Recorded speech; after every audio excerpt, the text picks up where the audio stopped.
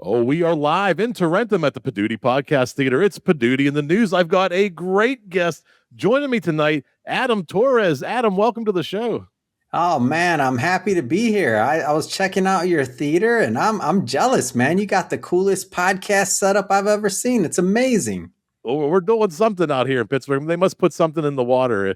It's been a lot of fun. We had a great pre-show chat. We've been chatting for like 20, 25 minutes. I was like, hey, we got to go live. We got to stop talking and start talking on the screen. Yeah. What are we doing again? Come on, remind me. No.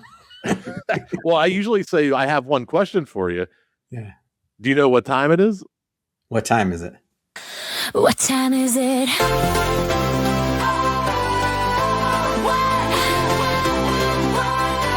What time is it?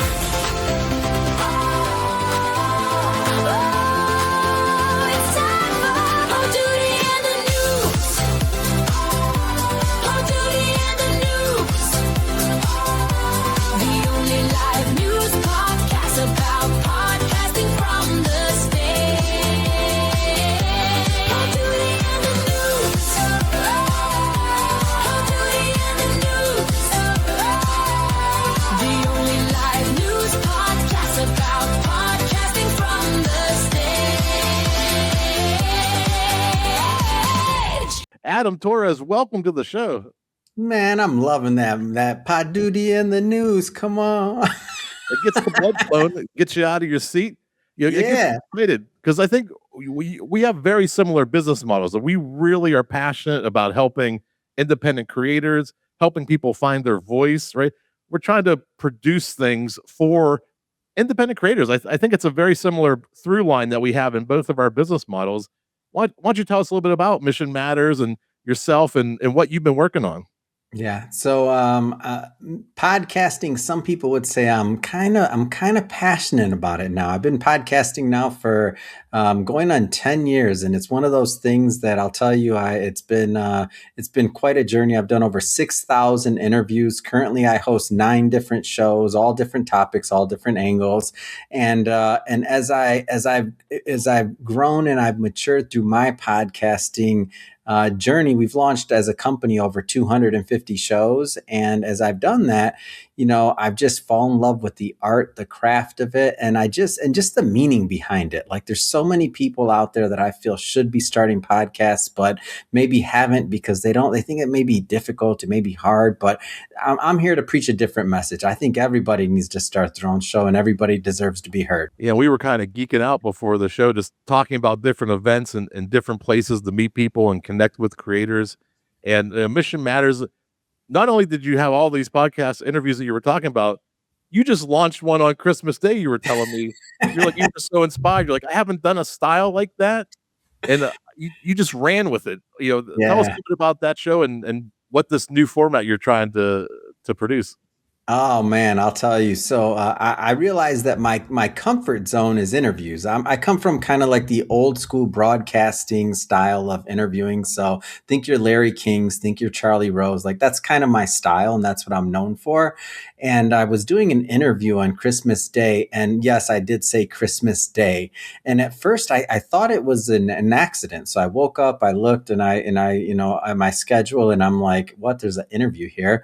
So I thought I was going to email the guy and tell him, hey, can we reschedule? I think you probably scheduled this by accident. But then I read in the notes and it said, that his wife had passed away 7 months to the day. And so I'm like, oh, it's Christmas. This is his first Christmas without his wife. I'm thinking like he scheduled this very intentionally on Christmas Day. So I do the interview. Everything's going great with him. And we, he obviously has this space to share about his wife, about his life, about his mission, about, his future, and a lot of hope in all of that. And after that, I was, called up a good buddy of mine and we're just talking about it. And we had this amazing conversation about it. And I'm like, other people need to hear this stuff. And I'm like, and he's like, what do you mean? And so like, I come back maybe, 4 hours later and I launched a whole new show. First time I've ever done a monologue show in my life, ever. And I've been doing this again, going on 10 years. So after 6,000 plus interviews, I launched a monologue show. It's called Adam Torres Inside My Mind. And they're short monologues. They're short monologues and reflections based on some of it's behind the scenes of podcasting and what I've done. Some of it is just are my ideas in business or in other insights in entrepreneurship and just life, really, like things that I wouldn't normally share on my shows because normally I'm busy doing what you're doing, interviewing people, letting them talk. And all that can be found over on the Mission Matters website. Definitely. So on missionmatters.com, easiest way to connect though, just to throw it out there, because I have so much going on in terms of shows and otherwise. Instagram, Ask Adam Torres is the easiest thing.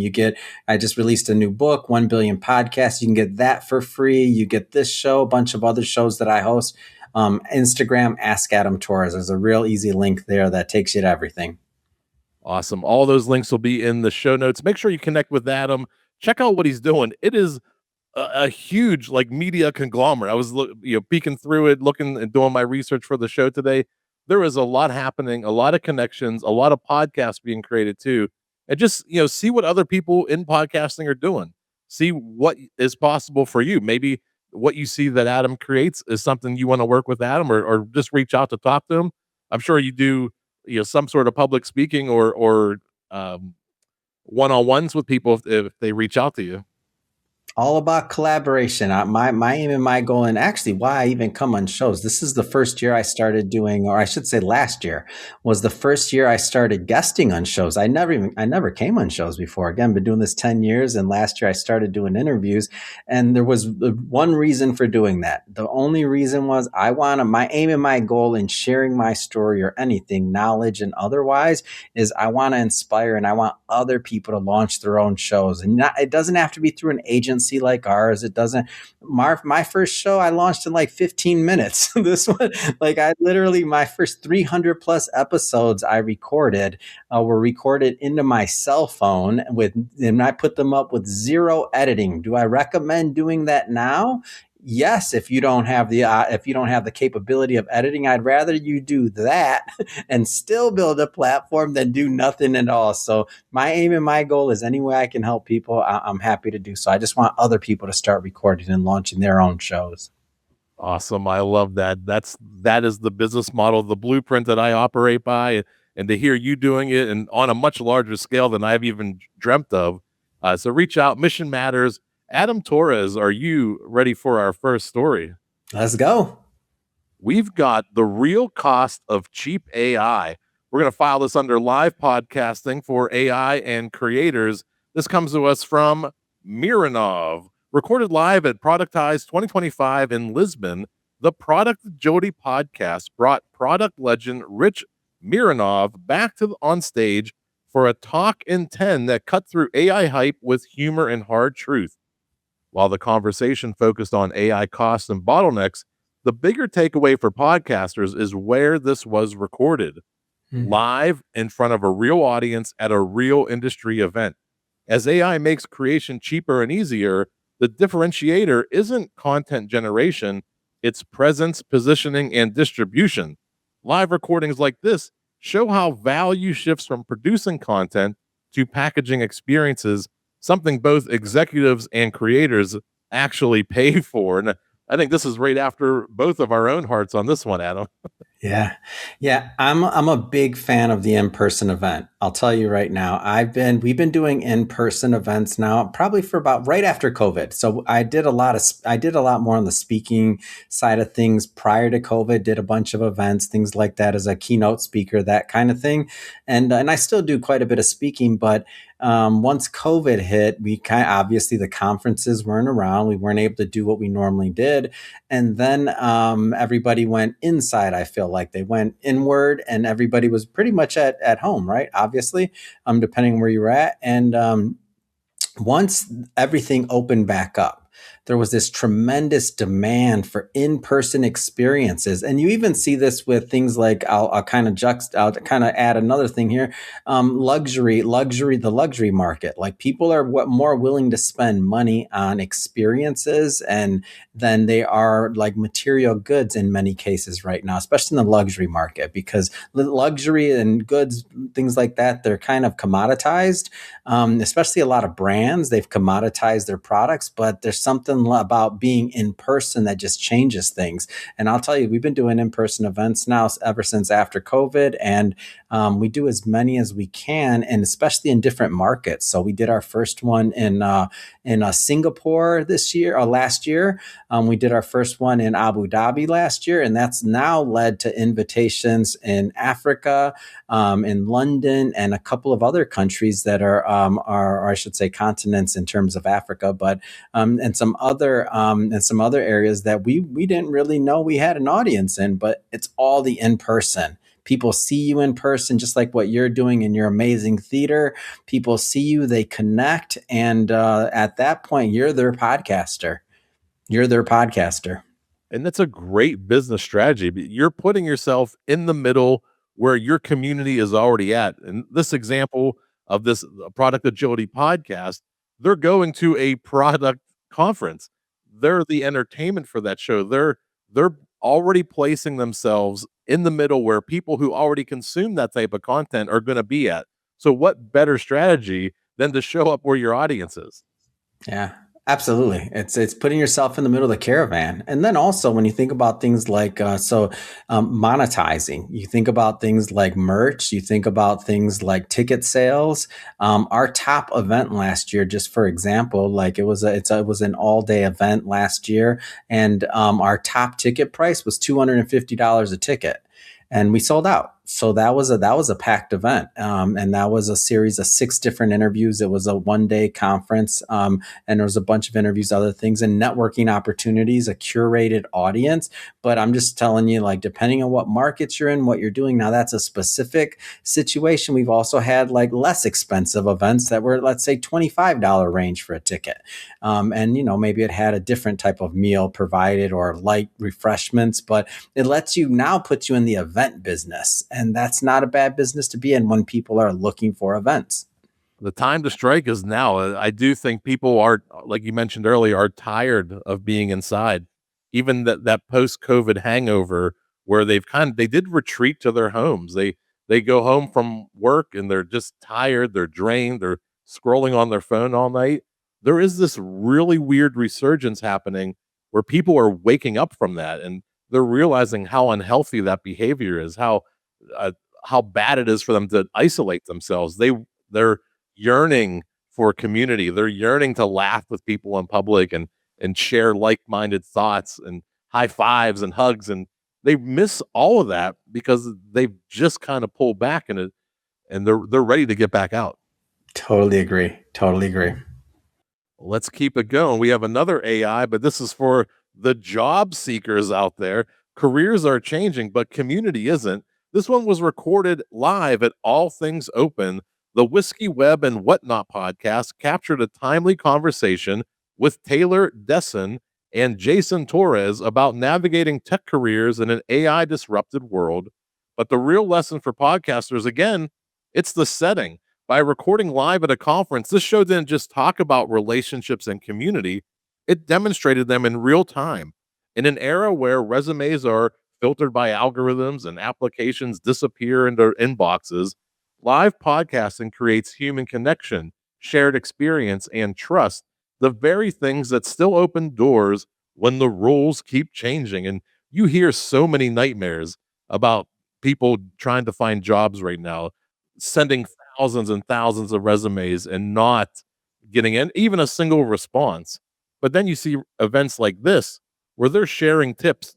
You're making in-person connections. You may just meet the right recruiter that takes you into the hiring office. You might make the right connection because you're out in public and you're not battling all that noise. And that's why I love an event like this. You're really jumping headfirst into the best ways to find a job in 2026. Yeah, when I think about the live component, and then also when it comes to corporate America and or looking for your next opportunity, I mean, what I do a monthly event in Beverly Hills. This isn't my event, by the way. So this is the website's monetizetalks.com, and it's David Rivero's event. And what he does is he brings together, he curates these amazing speakers and individuals, and it's just it's insane, like his setup. I think it's a $15 million mansion. It's on top of Mulholland Drive. It's pretty insane. But when I think about the way that I created this, and the reason I'm sharing this is so that everybody that are podcasts out there can start to reframe how they think of collaboration and partnerships. So when I met him, I didn't know him. I'm David. Now I know him, and now we're buddies, but I didn't know him. I went to one of his events. I saw it, and I was like, you know what? You know what you need here? He's like, what? I said, you need me coming to podcast every month. You do this once a month, right? He's like, yeah. I said, you know what? I'm going to bring my setup. I'll come once a month when you do your event, and I'll interview the speakers. And he's like, oh, that sounds great. So now every month I go to that. And I'll tell you, thinking about like the event side of things and thinking about the access, the distribution, and I'm going back to the story that you just mentioned, the power of live. If you're looking for if you're looking for some type of new role, so now let's bring that to somebody that's maybe not a full-time media person or podcaster, but they're looking for a role or looking for what's next. Take that same version of what I just said and do it in your industry. And by the way, I've seen this happen many times. So this isn't just me making this up. I'll give you one example. We had a podcast host. Her name is Ronnie Ketterpaul, and you can look her up. You can look up her show. It's a great show, and she's in the medical profession. And she's used her podcast by putting out great content called her value-based care podcast was her original show, an original angle. And you would think, what, the medical profession, like what healthcare, like how can podcasting help me there? You know, her show attracted opportunity after opportunity, all the way up to like she was the CEO of a startup and all these other things. And again, this is medical. This is like, these are big companies she's working for. She was head of innovation and growth at CVS. I mean, her podcast led her. I can't say that her podcast got her these opportunities. She's an amazing person as is, but I can say that it didn't hurt. It did not hurt when she talks about being a thought leader in the value-based care sphere in Medicare, or I should say in the medical industry as a whole. She was an outlier. Why? Because she had a show. She was out there, and by the way, she was doing things in person as well, whether it was speaking, being on stages, like whatever it took there. And that's just where her heart and her passion was, by the way. This wasn't some fabricated like media plan on how to get a job or how to increase her worth. It just happened very organically, but systematically through her creating content too. So going back to your story, when it comes to being live, when it comes to looking for your next opportunity, podcasting integrates into all of that. Yeah, I love it. No matter what your industry is, no matter what your passion is, there are other people like you. There are other people who are interested in what you're talking about. They're interested in the knowledge that you may already have in your position. You may not be the top dog in your position, but you know things that people who are coming to that position are trying to learn and figure out. And you start sharing that, you start building a little community. Guess who becomes the expert in your industry? Yeah. You do. And that's exactly what Adam's talking about. That strategy to get to CVS is incredible. And you see that repeated over and over again. And while podcasting and entertainment might be very competitive, things like healthcare or dental or restaurant industry, they're probably not as competitive in that space. They still have competition, but you can really carve out a niche and something that isn't, so cutthroat as media. You can really build and establish yourself in your whatever you're passionate about. Yeah, for sure. Well, let's keep it moving. We're moving right along. I love this. Recorded live at Beta Kit keynote stage at SAAS North, the Beta Kit podcast featured a fireside conversation with Shannon Bell on how OpenText went all in on AI at enterprise scale. While the discussion focused on adoption, ROI, and managing both human and digital resources, the real signal for podcasters is where the conversation happened, on a conference stage in front of an industry audience. I think we've said that already. This is happening more and more.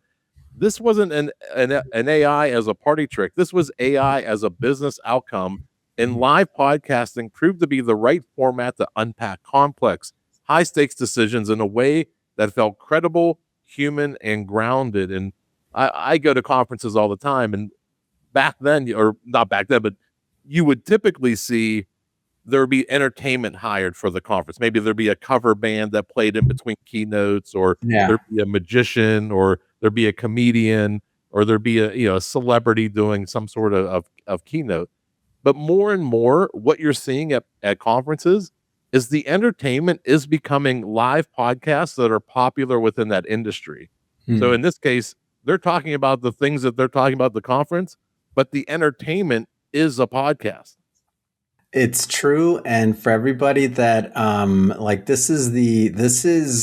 I stumbled upon this by accident, really. Like, I didn't know. I when I first started doing this, I began, like, sometimes people would call me and they're like, hey, can you moderate a conference, or can you be a moderator or something like that? And I was like, yeah, sure. I mean, I can come do an interview for you on stage. And that was kind of like the traditional role, old school style of like being a moderator or MC. I'd MC'd a couple of things that people wanted me to do. And I'm like, okay, yeah, I can come MC. I can, whatever. They pay the fee. And again, I'm talent, right? I'm hired help. So we go out, and entertainment is what we do, right?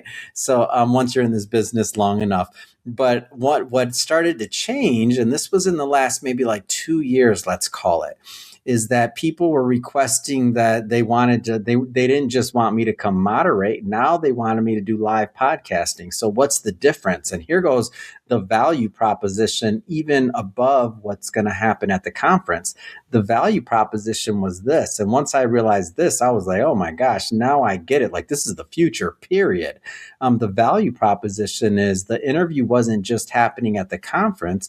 They wanted me to also to promote before the conference, during the conference, and after the conference. So talking about the monetization part, like, and our platform's a little bit different. So when I give you some numbers, if you're not there yet, remember, this took me 10 years to build, and I don't care if you do one interview. That's great. Like, so when I give you some numbers, I don't want you to think, oh, I can't do it, because you can 100% do it no matter where you're at right now. I don't care if you go podcast at your local chamber of commerce and do an interview for them that's audio only, and you set up a little booth. I mean, that gets you in front of more audience. That gets you in front of more people. So it's worth doing. A pop-up banner, that'll cost you $80. Get your mic. You don't even have to do a video. If you might not even have the main stage, but it's okay. Go do it anyway. Build your relationships with that Chamber of Commerce head or whoever's running it, that president. Could be your local Rotary, somewhere else, but go out and do it. So I'll start with that, because when I give you some numbers, I don't want you to feel intimidated, because it didn't start that way. It started with exactly what I'm telling you. It grew into that over time based off of those relationships, to where now, and at the end of last year, I'm already booked for about 20 or 30 dates in 2026, and it's January 6th. And so that happens over time. So now, just to give you a little bit of context, for some conferences, last year I covered the Mega Mix Expo, which took place at Santa Anita Racetrack in California, in SoCal, in Arcadia, California, excuse me. And for them, I think I did like 40 or 50 interviews. I interviewed all their vendors and their booths and stuff like that before the actual event itself, and I became, and many people now add me to their actual packages for sponsors. Before this, I just literally did an interview before coming on this show for the Deal Flow Discovery event coming up at the Borgata in Atlantic City, New Jersey on January 28th and 29th.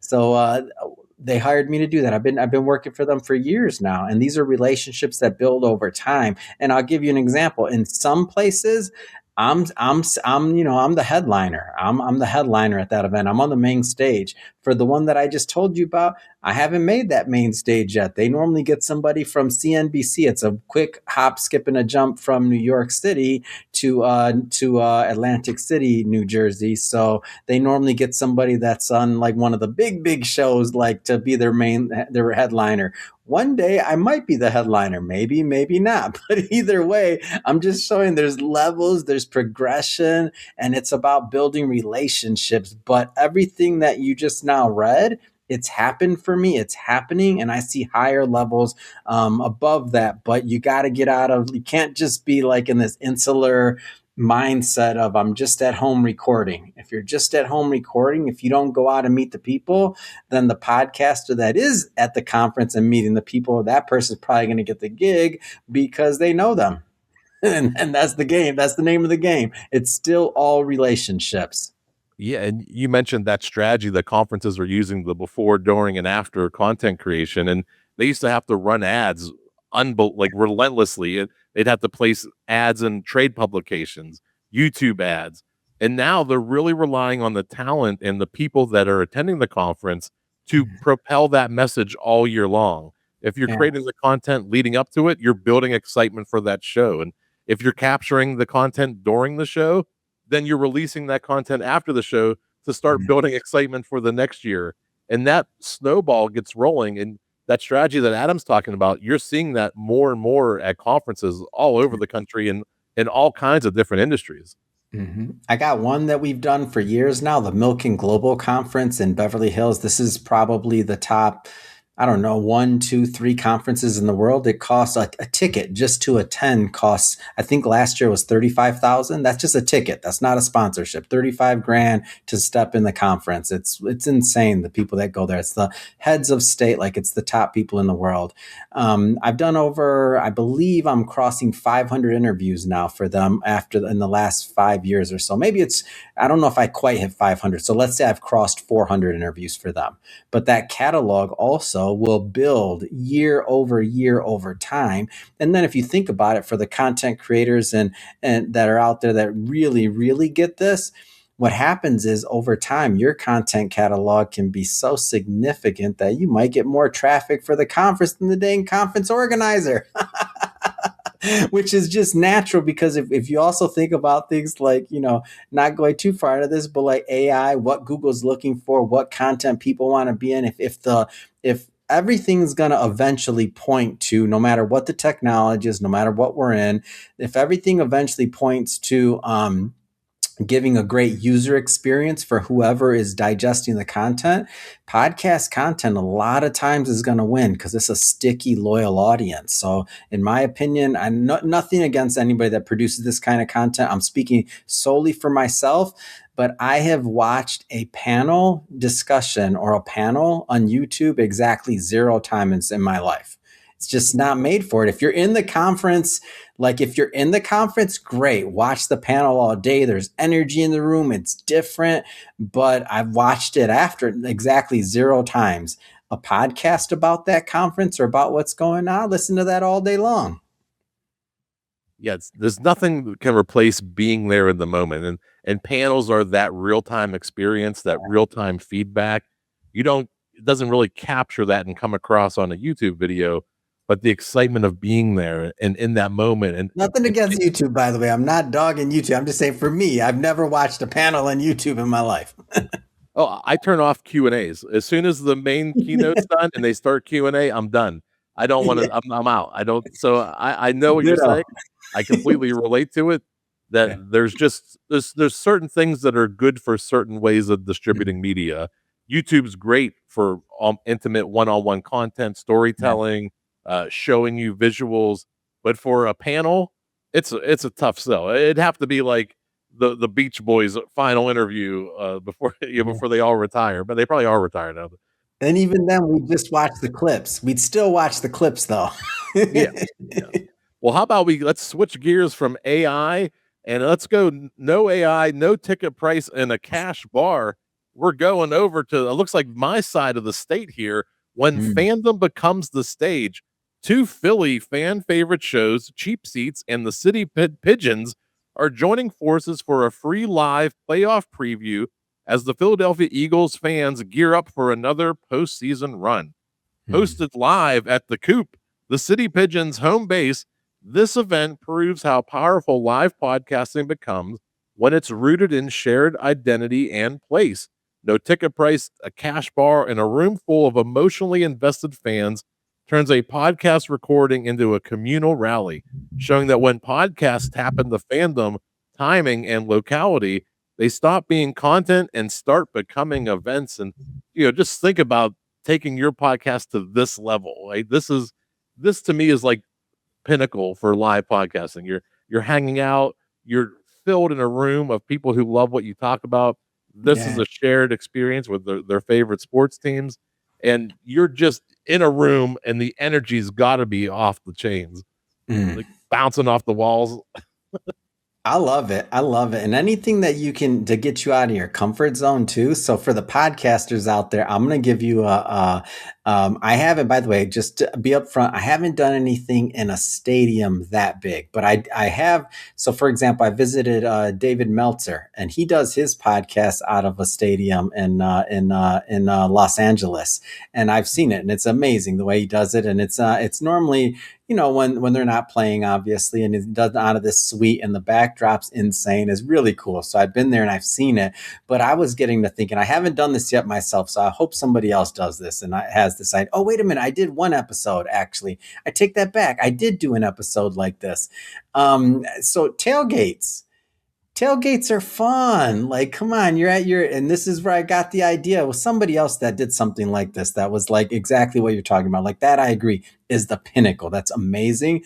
But I'll tell you, we did one at a tailgate. It was at a U of A game in University of Arizona, and or no, it was ASU game. I'm wrong. Wait a minute, let me take that back. I think it was ASU versus U of A, and it was a football tailgate. And I just popped up. You were in the right parking lot.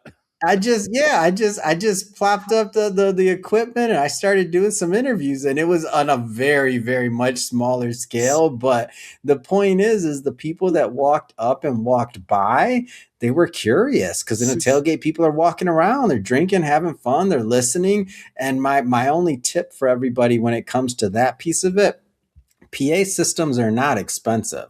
You can get a pretty good PA system for a couple $100. So I'll give you a quick recommendation on if you were to do something like that.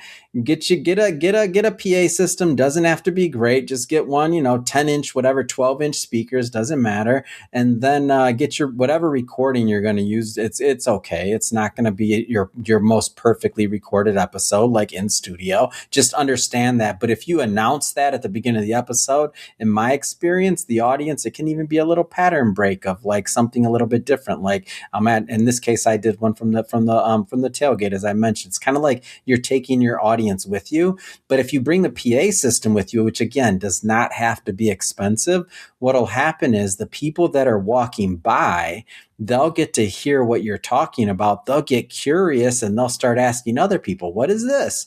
And then what was happening is I had a whole group of people that were selling my show for me. I'm always handing things out. I'm handing out books. I have these little poker chips with my face on it, and on the other side has a QR code, and I have like bookmarks, and we give out free books and all kinds of other stuff like that. But what I'm doing is I'm building audience, and people will remember. I'm telling you, people remember. The first time I went last year or the year before, actually, now I remember, to Washington, D.C. for the very first time. Never been to that city. I had a gig for the first time. It was during Women's Equality Day, during a conference held by Gloria Felt for that. And I've never been there again, ever in my life. Walk in there, I set up my booth. People came up to me and hugged me, and they're like, I've been listening to your show for years. It's about time you came out. And it was just this feeling of like, whoa. Like, and I don't say that, I say that just so people understand, like, people are listening. They'll remember you. So when you get out there and you do things, you might think, what? I'm going to start tailgating I'm going to start podcasting at a tailgate. If you're in that sports niche, I'm telling you, small things can become big. You want to be doing a show like what you just teed up. Sometimes things start like that, and you'd be surprised if you stick with it, especially if you're going to be there anyway. Incorporate it into your lifestyle. That's what I say. Yeah, there are infinite amount of places to do a live show. We talk about, you may not have a theater like this in your town, but you probably have a bar, a restaurant, a coffee shop on a Saturday afternoon that has a slow time. Maybe you can collaborate with local businesses and say, "Hey, you got space. What's your slowest day? Why don't I come in and do a show? I'll bring my friends, my family, and my fans. Go buy coffee or whatever pastries, and I'll record an episode of the show, and let's see how it goes." And you start to find these little, nooks and crannies in your community that you can fit your show in. Where can you put yourself in that you can be in front of an audience and start practicing your public speaking, being out in the public and talking to people, interviewing people one on one. You don't get to do that in your house, in your basement studio, but you can do that if you go to a bar, a restaurant, or even a coffee shop. I love that story. And one of my heroes, he's in broadcasting overall. So this wouldn't be just podcasting, but there's so many overlaps here. But Larry King, early in his career, like, where did he start? He was in Miami Beach. He was doing interviews. He was interviewing people at a restaurant. True story. He was interviewing people. He said he was interviewing kids, a plumber, whoever came in. He didn't know who was going to come in. It could be one interview could be a plumber. The next interview could be Jackie Gleason. I mean, you don't know who is going to come in there. So it also taught him to think on his feet. And it helped him hone his unique interview style. So when you say that, I'm like, yeah, that's what people need to be doing. Well, let's keep it going because the next story is going all the way to Cabo. I just love this story. I thought the twist at it is a little fun. I don't know if is this near you? You ever hear of the Woody Show? I think it's a morning radio show, but the Woody Show is taking its show on the road literally by recording live from Cabo and then doing it again on January 13th at the grand opening of a Raising Cane's location. The takeaway here isn't what they talked about, it's where they showed up. From a destination broadcast to a brand activation inside a chicken restaurant, this is a perfect example of how live podcasting and radio are blending into experiential media. When shows leave the studio and meet audiences where they are, vacation spots, retail openings, community spaces, the podcast becomes part of the event instead of just something playing in the background. Huge fan of this.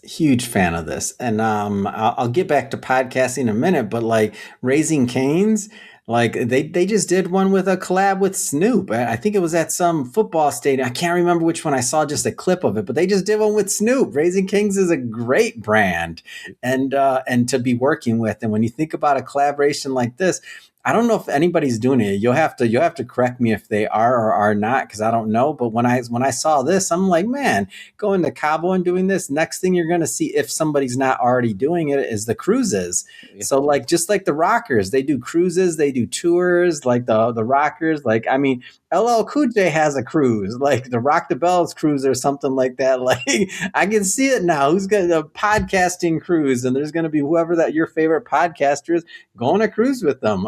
Like, I see it happening. It's genius. I'm all in. We should put that together. Come on, Podcast man. Cruise 2027. Here we come. There we go. I love it. But it's given, and I don't know if, again, people want to connect ultimately. And the other thing that I'd say about that is that it's not just connecting with the podcast. It's not just connecting with the host. So I don't think we brought this up. So I'll kind of just briefly bring this up, is that it's really the community that forms around the show. So I'll give you an example. So our brand, Mission Matters. A lot of the people that listen to our show, they happen to be like-minded. They're a certain level of entrepreneur. A lot of times they're from certain demographics. A lot of times they're in certain industries. And when they come together for a live in-person a function, we normally put a certain amount of time to networking. And we might even add like some other things in there to get the audience talking to each other as well. And it becomes a networking event. And of course, the show of watching what's happening. So what happens is they meet other like-minded people in that audience. And then what do you think happens the next time that we have a live in-person event? They want to come see the interview. They want to see who's being interviewed, of course, and they want that part of the experience. But then they have that emotional connection. Is, oh man, last time I went to this event, I met this person and this person and that person. And now a community starts to build. And that community is really the core fan base of your show. And ultimately, like, the stronger that community becomes, the stronger your show becomes, and the larger and the different types of opportunities that you're going to get invited to. Because when they invite, for example, a particular person to cover an event or to be part of a conference, if it's powerful if you have obviously good numbers, a good show, you're going to reach your audience. That's one thing. But if you can be known for getting invited and your community shows up too, and that helps sell tickets, that's a whole different value proposition, and that's something to strive for.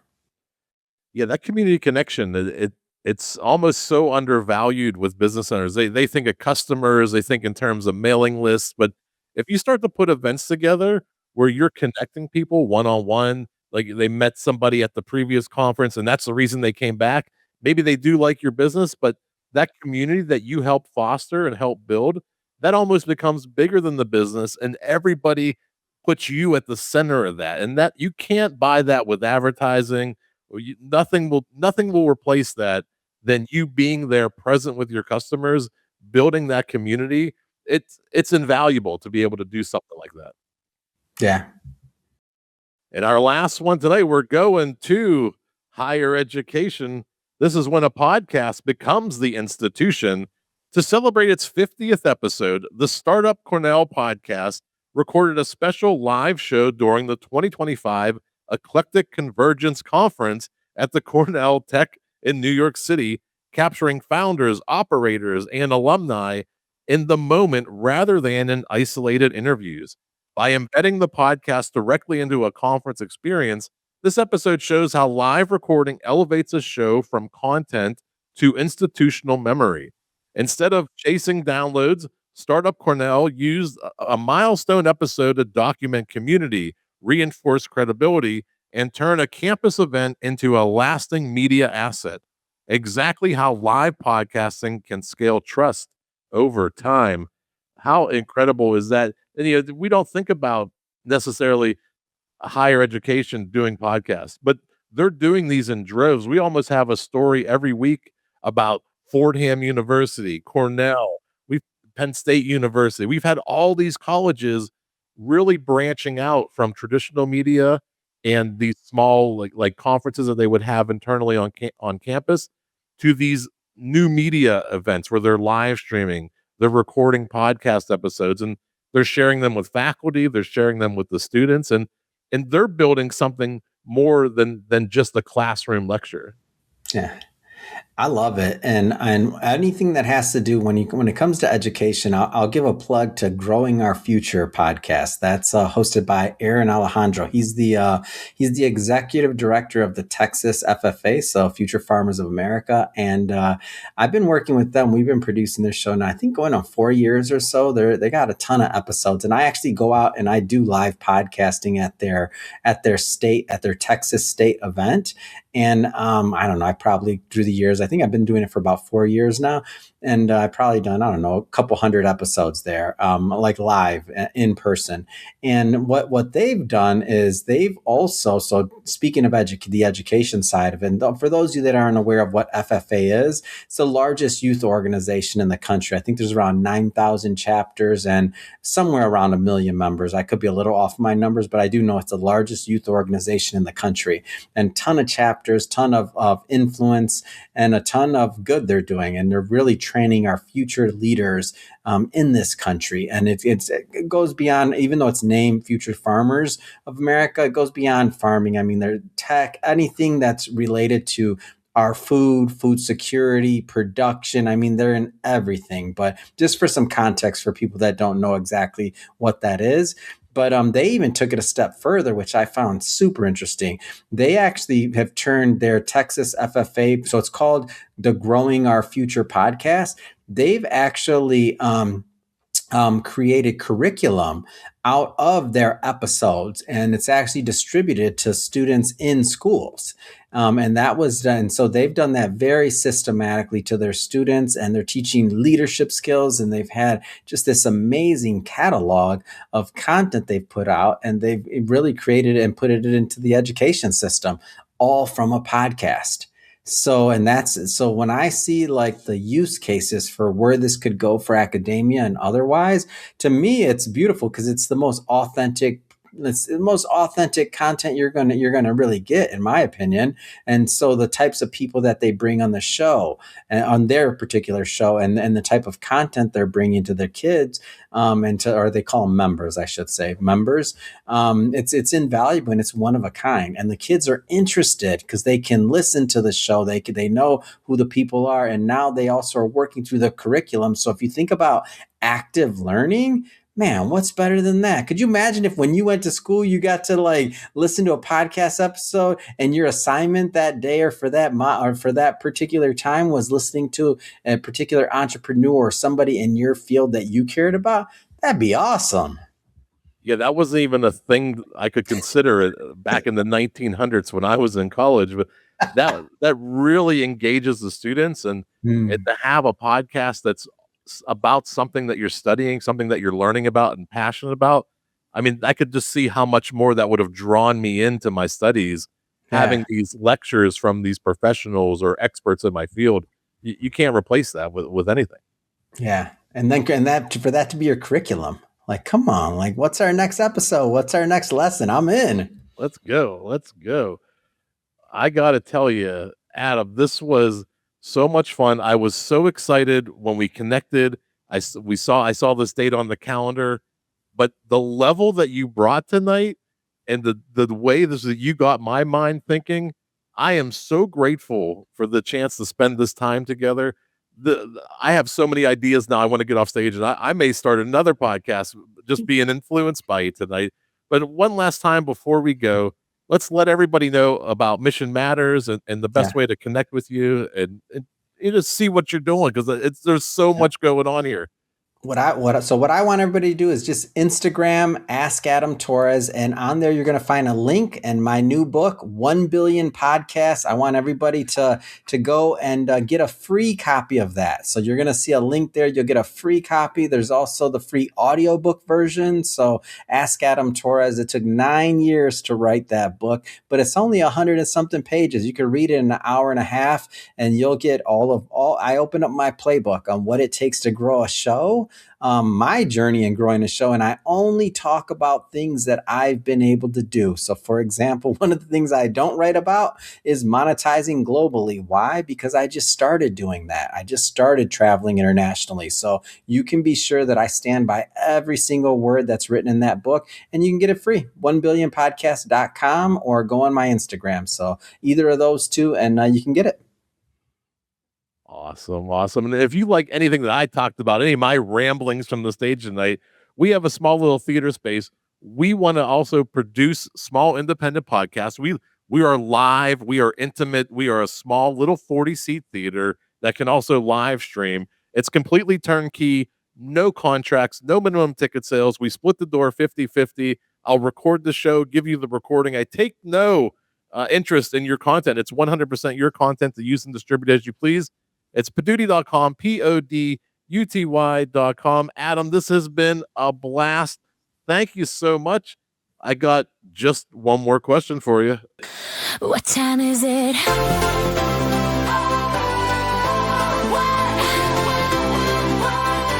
What time is it? Oh, it's time for Poduty and the news. Poduty and the news. The only live news podcast about